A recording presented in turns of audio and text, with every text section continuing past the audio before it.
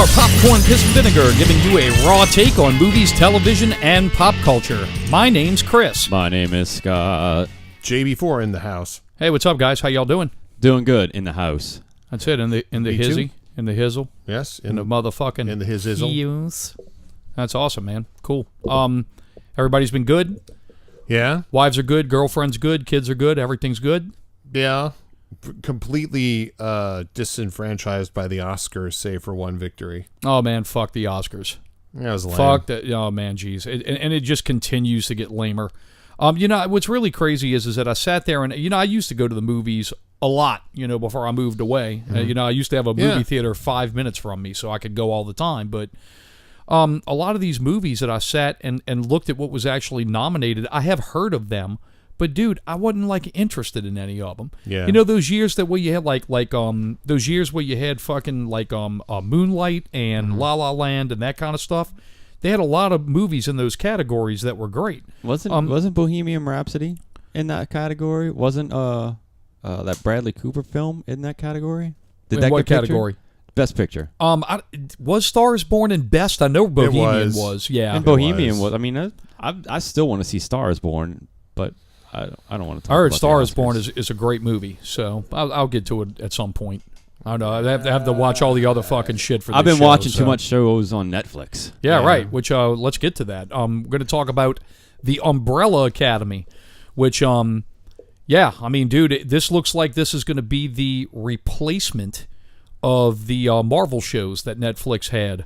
And good on them because it did well. Yeah, well, let's.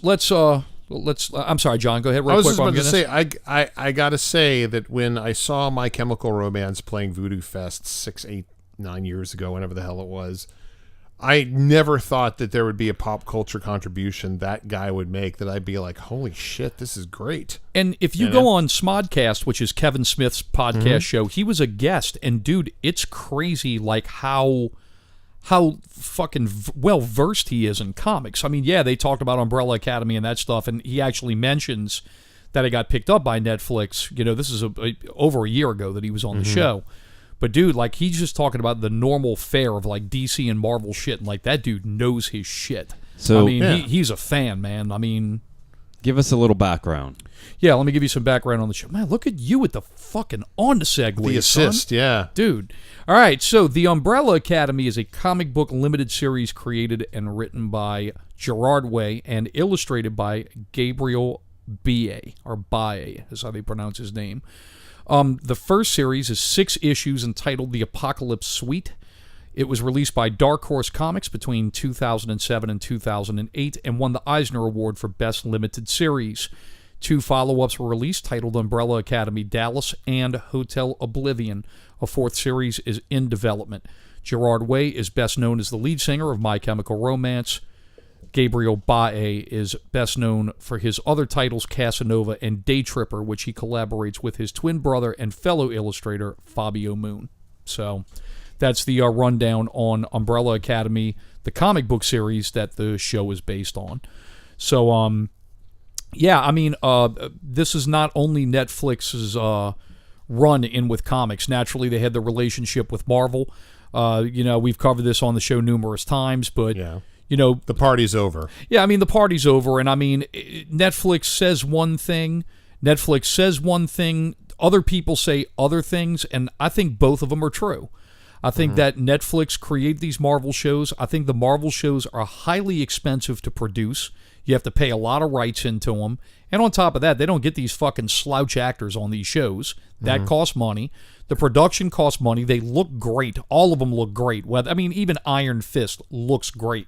It looks great. The shows are expensive to produce, and they're saying that they don't have the return in viewership in what they're putting out with money.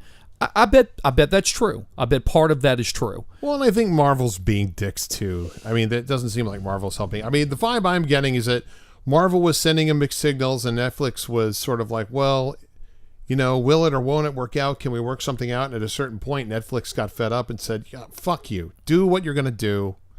The writing's on the wall. You're going to start your own network. You're going to, You're going to take them all back. We'll save you the trouble of dancing. Well, you know? I think that's part of it, and I think another part of it too is that Netflix, like any good company, is like, well, dude, why are we going to fucking stamp our competition with a fucking show?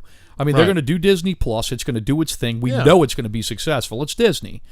But why are we going to sit there and flash the fucking Marvel banner all over our shit when they're flashing the Marvel banner over there with better characters? So So they came up with the Umbrella Academy. So they go and they bought the Umbrella. Well, they go. I'm just saying, I guess what my point is, so they lose all that other stuff, and now they have these shows, which to me, I feel like it's just as good as. I mean, it may not be The Punisher, but it's definitely better than Iron Fist. Oh, so unquestionably. And my point is, I don't think they need that stuff. It's weighing them down. It's a conflict. Too many people. It just now they have this. I'll put it to you this way: my girlfriend is not a fan of superhero shows. She really, really liked Umbrella Academy. She called it. She was like, "This is The Watchmen meets Lemony Snicket's Series of Unfortunate Events." My child bride said the same thing. I think it's The Watchmen meets meets like Haunting of Hill House, in the sense that we deal with them with kids, and we deal with them. They have these adult problems. Well, it very much has a quality of and Watchmen. ghosts. There's ghosts in it. Yeah, I mean, it borrows. I mean, Chris, once you finish this. Because this isn't going to be a spoiler free, but once you finish it, you can literally pick out every episode, something that they borrow from another comic or another show. I did read that. They say that it basically follows every fucking trope. You know, it does. It follows every trope in comic books and in comic book movies, which of course takes suit from comics. But they said one thing that I've noticed about this show that I've just reading up on it from critics and from viewers. Like regular, like what I call lay people who are not familiar with the source material. I'm not familiar. I mean, I knew it was out there. I've never read it. Neither have I. Like I've heard of it. Like I'd say, oh, cool. They're making a show based on Umbrella Academy. I've heard of that. I have never read it. Now, the people who are the lay people who are like me, either they know of it, don't know of it. They watch the show. They give it very positive reviews. They say it's a good show. The people that I've noticed who are the hardcore comic readers, which definitely of the variety of Walking Dead and Game of Thrones, people who read the books, people who were into the source material way before it was televised or made it into a movie. The Umbrella Academy people are not as big of dicks as those people are. They're a little bit more loving toward the television show.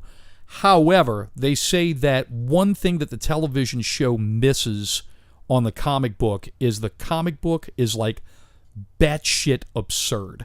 Like batshit absurd. They said they catch a little bit of it in this show, but they said based on what the comics is fucking batshit crazy. So, and to me, this show seems a tad bit batshit crazy. I mean, I had never heard of it, and you suggested we do a show on it, so I was like, I'm in. And for those of you who don't know, the first episode, I mean, you see it in the commercial, but the first episode has a talking monkey. Well, I'll cover the plot real quick. Well, and let me just hit the plot real quick, and we'll carry this in with the first 3 episodes. The Umbrella Academy is ran by Reginald Hargreaves, a.k.a. the Monocle. 43 women give birth to children and had no sign of pregnancy. Hargreaves is able to adopt 7 of them: Luther, Diego, Allison, Klaus, the boy, who's known as Number 5, Ben, and Vanya. The children grow up, go their separate ways, and reunite upon the news of Hargreaves' passing. Number 5, who disappeared, returns to reveal that the world is going to come to an end. That's the basic plot of the show. Like Scott, talking about the absurdity, Scott, go back to the talking monkey. Oh, I was just going to say, a monkey who seems like he's the caretaker of the house and possibly like, he's like Alfred. Alfred, yeah. Shows up, and immediately I was like, check please. I was out until I finished it. I was like, all right, we're going to do the show on it. Let me finish it. And the first 3 episodes, you mean? I mean the first episode. Okay. Let me get through the first episode. And by the time I got 75% through the first episode, I was in. I was like, this is absurd, but it's ridiculously good. Right. And again, with this monkey that is CGI, it's a very good CGI monkey. Oh, it looks fantastic. Like I tried to watch some of the shadowing and just the way it walks through, and just how the actors reacted with the monkey itself. Oh my God, I had to like catch myself going, this is a talking monkey. I think that's what makes I think that's what's kind of cool about the show is that you have these characters. I mean, really, honestly, to me, the only kind of normal character is the one who's kind of the most physically fucked up is Luther, Space Boy. You know, the guy with the big muscles. He's kind of the most regular guy of them all. You know, and the thing with it is, man, it's like Astro Wolf or Astro Ape or whatever. Yeah, I mean, dude, like you walk into this house, you walk into the Umbrella Academy, and it's like this Victorian fun house with a monkey caretaker, an android wife. You know, it's fucking insane. I mean, just the elements in it. But dude, it works, and I think what makes it work so well is the fact that the characters, it does such an effective job of using flashbacks. What ends up happening is that the characters, to them, it establishes that this is normal life for them. And it plays out that very well from even the first episode. So, yeah, and the other great thing about the soundtrack is really, really cool. Another Netflix show that's recently come out and has a fantastic soundtrack is Sexual Education. It's a British show. Yeah. Very good show. I watched it all the way through. Karen and I killed it in a couple of nights, or a few nights. I mean, we watched it straight through. It was that good. Very funny. But the soundtrack is fucking amazing. So good. And I'd give that to a lesser extent Umbrella Academy, but dude, it's good. It's got great use of music. Some of the use reminded me of The Watchmen. Totally. Very dude, this show more than anything, I can see the Lemony Snicket comparison. Yeah. I can also see some aspects, but not as conservative, and not conservative politically. I'm just talking about conservative in presentation. A little bit, kind of, it reminds me of the X-Men First Class kids coming together. Yeah. You know, that has kind of that aspect, that New Mutant kind of, you know, young person. Right. You know, and that's it. They're a bunch of kids, and they're trying to be normal kids, and they're being raised by a very strange fucking guy. You know, and on top of that, too, a talking monkey that's the strange guy's Stewart. You know, and then a wife, you know, who's pretty much, I mean, that's it. She's a robot. I mean, dude, it's fucking bonkers. It's just crazy. So. Yeah. I like the show. In the first episode, it shows you the flashback of them stopping the bank robbery. Yeah. That's really cool. You don't really get a good look at Ben, who, like, I'm sure is some kind of like Cthulhuoid octopus monster. I don't fucking know, because I haven't seen it all like you guys have. He's great. All they do is they show a silhouette of him, and like 8 or 10 arms shoot out. Yeah, and start right, destroying people. and like he's just like fucking ripping people apart, you know. And I mean, that's what makes it kind of cool is that you have that kind of ultra violent. You know, yeah, they're kids, and the thing with it is, but these kids aren't fucking scared to kick some ass. Yeah, and it is. I was gonna let my kid watch it, and we watched like halfway through. And maybe she had to go to bed or something like that. And I was like, all right, well, I'll finish it through. And there are some ultra-violent parts that I was like, meh, she ain't revisiting this. Yeah, right. It gets... Diego with the knives in particular is pretty brutal. Somewhat, but there's a lot of stuff I would say, keep going. Yeah, I would say in the third episode, and based on what I saw, the Mary J. Blige character and her partner... Cha-Cha. Cha-Cha and Hazel, who are I guess government agents. They go and they find a tow truck driver that was in a donut shop, and they torture this poor bastard. I mean, dude, it's fucking hard. I mean, I wouldn't want my kid to see that shit. So, what was that that FBI show on Netflix that does like the beginnings of the Mindhunter? Mindhunter. Hazel is the guy that they go visit in Mindhunter. What? Oh, okay. Yeah. Shut up. Really? Yep. Yes. Yeah. Wow. That actor, the way he talked, I was like, God, this guy is so good. Who is he? And then I went and looked him up, and sure enough, he's that guy. Well, I mean, that's Hazel. the thing. Netflix is getting to its point to where it's kind of like its HBO thing. You know, it has its darlings of that network. And the thing with it is that, you know, yeah, the directors and those things may change, but the executive producers are all there. And when those EPs sit there and look at it and say, man, this guy's really fucking good, let me recommend them for another project, you know?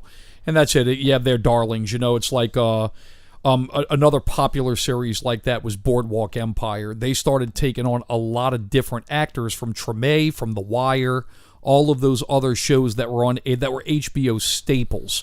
Some of those actors made their way back around to Boardwalk Empire. I love that. And you're seeing that with Netflix. And I mean, that's what's good. I mean, dude, if you have great actors that do great things, I mean, and you want to produce a great TV show, you get those fuckers. I mean, that's it, you know?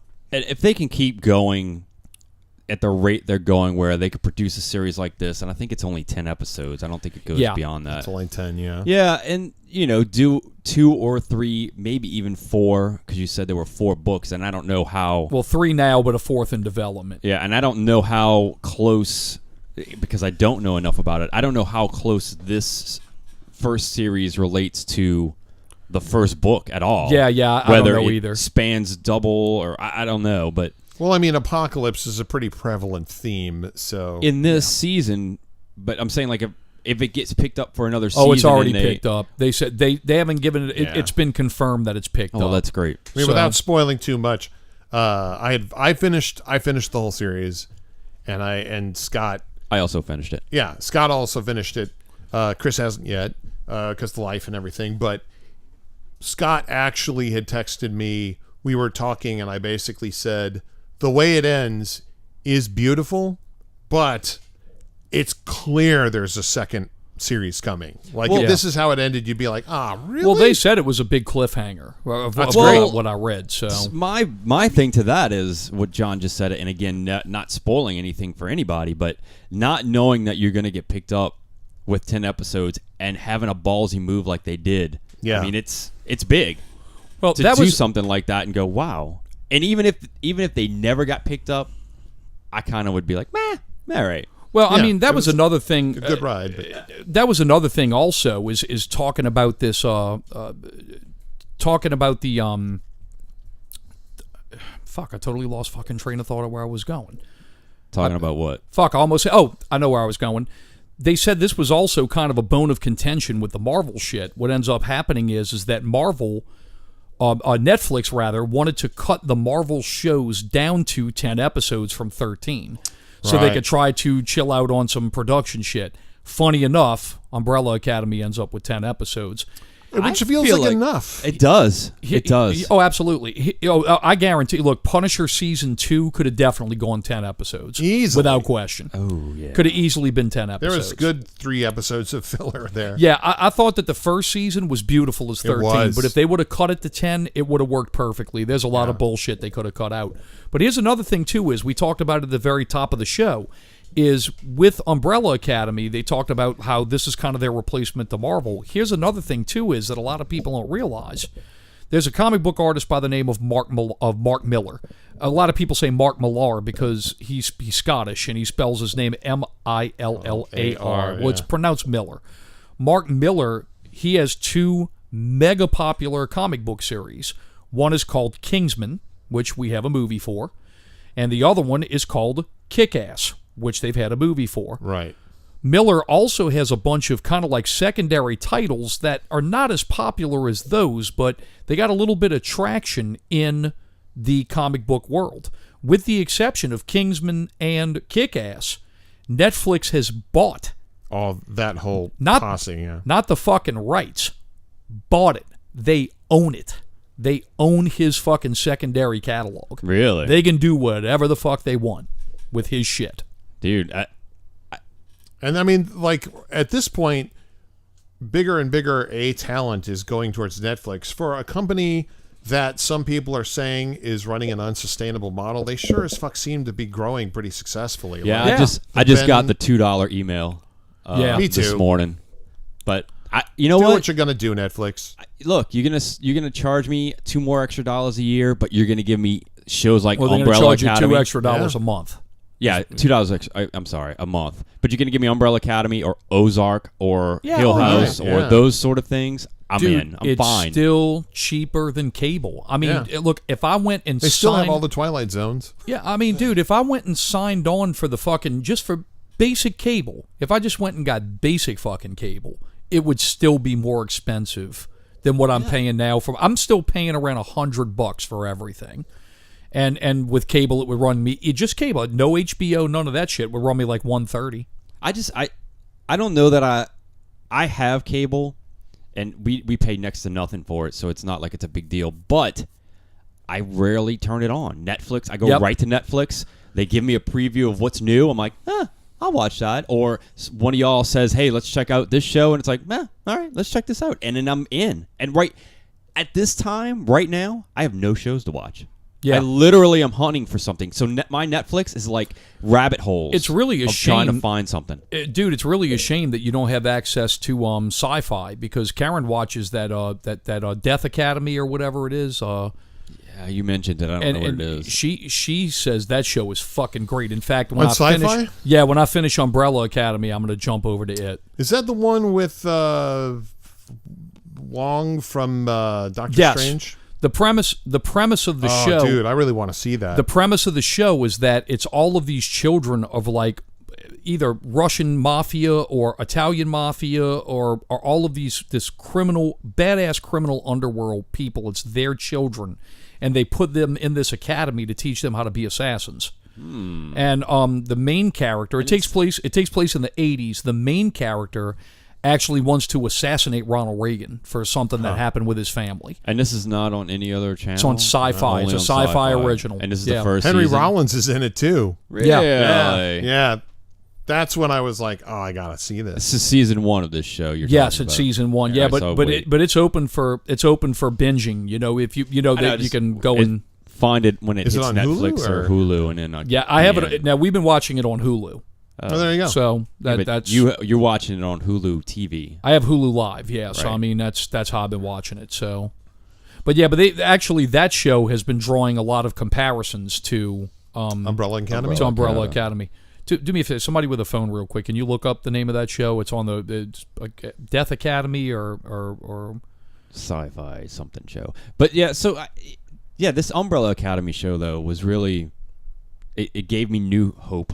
That who cares if Marvel leaves Disney? Deadly Class. That's it. Deadly Class. That's it. So I have the Academy thing on the brain right now. So but Deadly Class. Yeah, like I said, my wife watches it. She loves the shit out of it. So okay. And normally I trust her. in. Normally I trust her taste. You know, when she goes in and so she said something's good. I mean, I may not like some of the stuff she watches, but like that show You, I didn't watch the whole thing, but I watched a couple of episodes of it. It was a fucking good show. That's I tried to start. I'm one episode into that show, but Umbrella Academy sucked all my time. Yeah, as well it should. Dude, you've been looking for things to watch, so there it is. You, I should watch this show. All right, there we go. Yeah, we watched it. Well, she watched it during the Christmas holidays and finished the whole thing in like 2 days. I was like, damn. Well, you must love that shit. She's like, it's fucking awesome. Yeah. So, as did Kate. We're actually watching Lucifer right now. I've had a number of people suggest it, which it's a really weird show, and it's made for broadcast television, so it's a little more PG-13 when it ought to be a hard R in terms of content, but it's based on the Lucifer from Neil Gaiman's Sandman series. Yeah. And they have a couple of interesting nods to it. But I mean, it's nothing that Neil Gaiman wrote about. It's just sort of we're going to take your character and we're going to. It's the same thing with the Constantine show that came on NBC, I think it was, or whatever network they had it on. It had nothing to do with. We're going to base this on Neil Gaiman's Hellblazer or whatever, and right.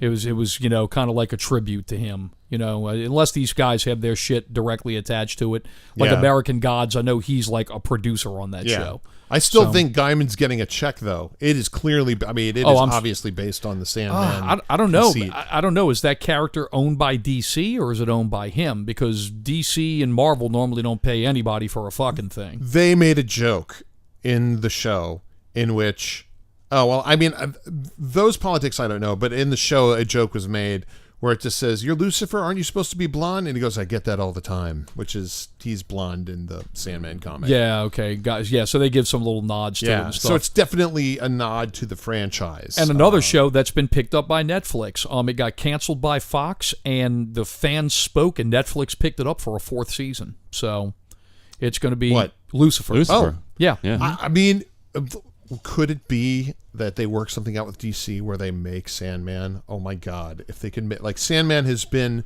the kind of Don Quixote of comic series. Man, I think that Sandman is going to be like Star Wars. I don't think any of those fans are going to be fucking happy with what's produced. I think they could do it, man. It's so legendary. And I think the thing with it is, man, and I can't blame them, dude. They did Deadpool, and people lost their I minds. know. Well, so. right? but here's the thing, though, man. They did Deadpool and they lost its mind, but Deadpool is a character that you can do a wide range of shit with.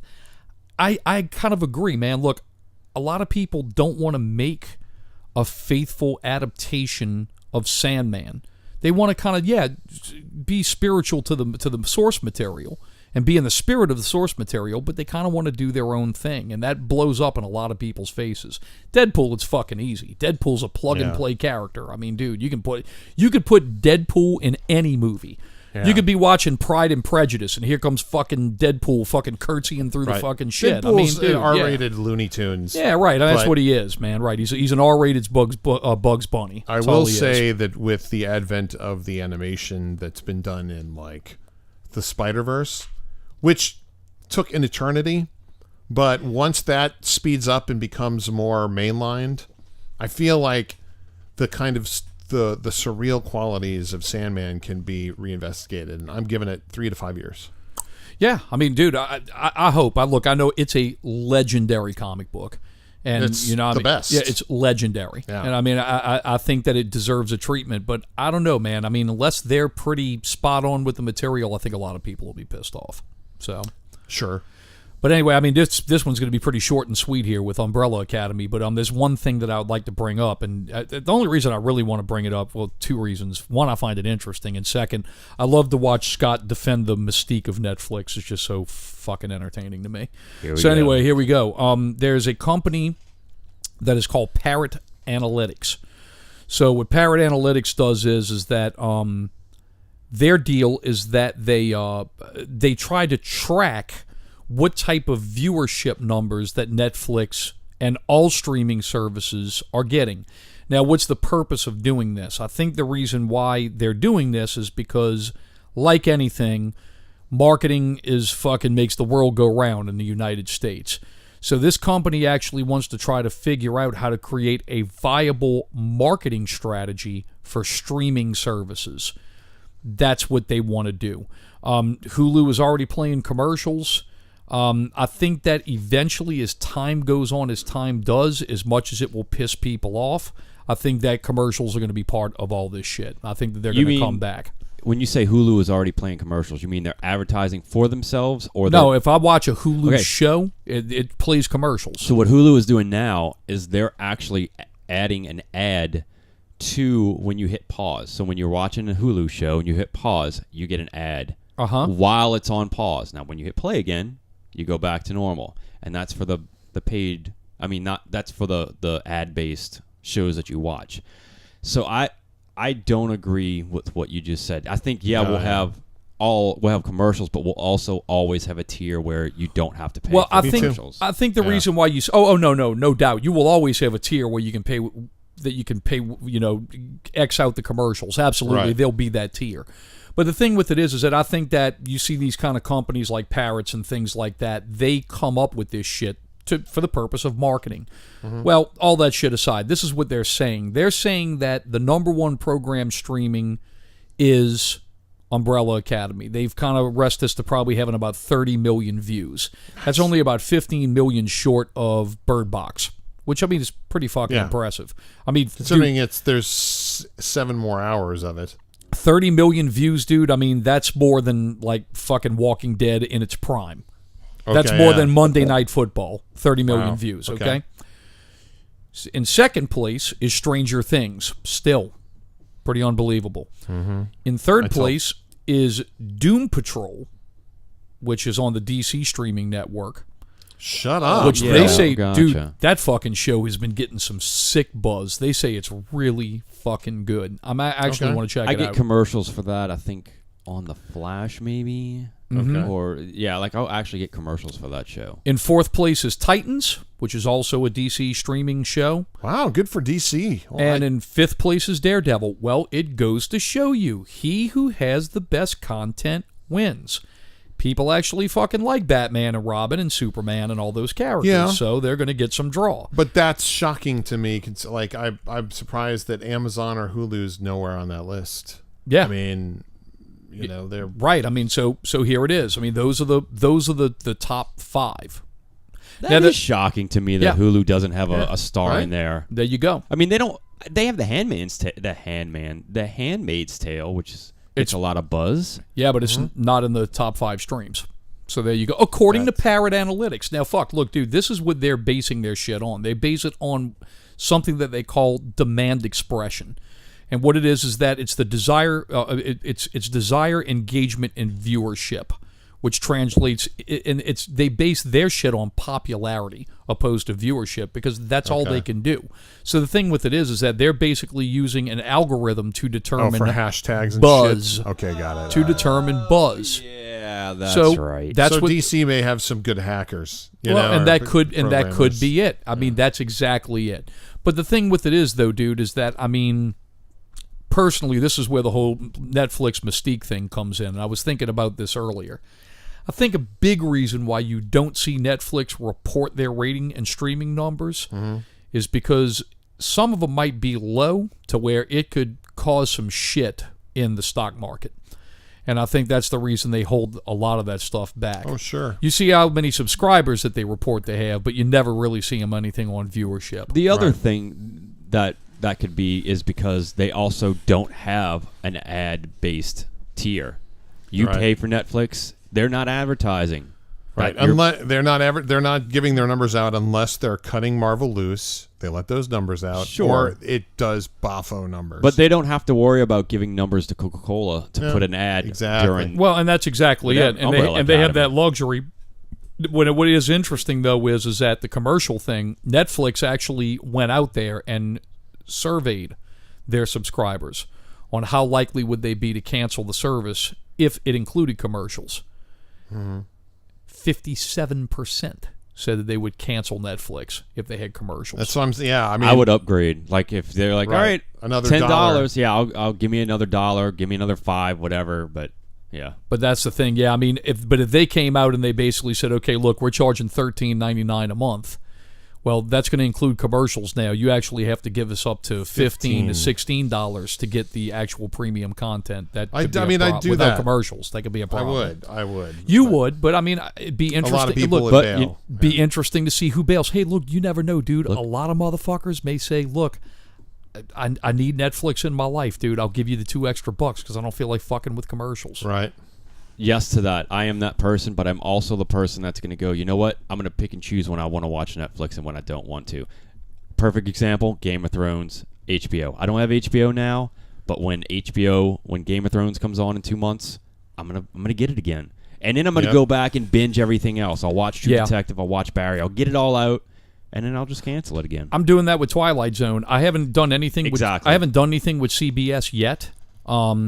I haven't done that shit. But when CBS releases Twilight Zone, did they do binge or they do it? No, they do weekly? it. They do it a weekly, and then it's all available once it's done. Yeah, It's what I'm Also ad-based. Yeah, what I'm going to do with Twilight Zone, I'm going to watch the pilot episode, and then after the pilot episode, I'm going to see. I'll watch it for the first month and get the first month free. Yep. And then I'll buy it again to binge out the rest of it, and then after that, I'll immediately cancel it because I'll be honest, I have no interest in watching Star Trek. I really don't. It's never been my thing. I don't hate on it. I mean, that Star Trek First Contact movie is fucking dope as fuck. I don't have a love that whole movie, lot but- of CBS shows that I want to like. It's not like I would hold on to CBS to go watch, past of NCIS or past showings of The Big Bang Theory. I just don't. I don't right. care. I mean, and that's exactly it. I mean, dude, I'm sure that there's fans of every fucking thing, and especially when you got a person, when you have a show that's pulling 17 million fucking viewers. If you just have a million people, if you just have 1% of 17 million buy fucking episodes and shit on DVD or pay for stuff to where they can binge out. You won already. Right. I mean, Right. you won. Right. So, but anyway, I mean that's pretty much it, man. I mean, so 30 million viewers, if that's in fact true. I mean, dude, another runaway hit on Netflix's hands, and Hopefully they can turn and burn those. I'd like Yeah. whereas Stranger Things is what, like a year and a half usually what theirs, right? They're Yeah. about a year and a half or something like that. dude, I We're due watched. for season 3. It in comes May. out on July 4th. 4th. Okay, nice. I watched the Weezer just released an album of cover songs. They did a video The White Album. for they did a video for Take on Me Take by on Me. Aha. Yeah. Yes. What are you, a fucking parrot? I'm just so I'm saying it before because you're. I posted it on we'll Facebook. go by all means go. What was I going to say? I mean, You were going to since say you that the already kid know. from Stranger Things plays a young and they play the song in his living room. I don't know. Go ahead. okay, so now you can quit fucking with me. Now I can get to the point. The kid doesn't look like a kid anymore. He looks like a doesn't. fucking grown man. I had no idea that was him. I looked at him and said, Jesus Christ, he's fucking old. He looks as Yeah. old as me. Which kid does he play? He plays the main character, the one that's in love with 11. The one that plays shit. Curse Mouth Richie in It. Oh, shit. That's him. He looks like a fucking grown man. Wow. Yeah, he aged like immediately. So, Man, puberty strikes hard Well, and fast. There it the is. next Stranger Things is supposed to be fast forwarded. Yeah, a few and years. they so. they it is a few years fast forwarded. I think so. Yeah. Oh, okay, yeah. So I Holy guess crap. yeah, because they said they had that problem from the first to the second season because the boy with the teeth or whatever. They said they actually had to go get somebody to go in and dub lines for him because in between the first and second season, puberty hit and his voice went down an Oh, octave. damn. So when they had to do voiceovers, they actually had to go get a mimic to go in there and do his AR. So yeah. So there it is. That is awesome. All right, well, cool. Well, we're going to wrap with that. And look, we appreciate you guys listening. Please jump over to the PPV Guys group right over on Facebook. Also, subscribe on iTunes. Leave us a review if you'd be so kind to do so. And also, check us out on YouTube. We're over on there also. So thanks for listening. Join up. Check out these future episodes. Our next one, what did we say we're going to do? We're going to do Captain Marvel from Marvel. So we'll do that next. All right, man. End scene.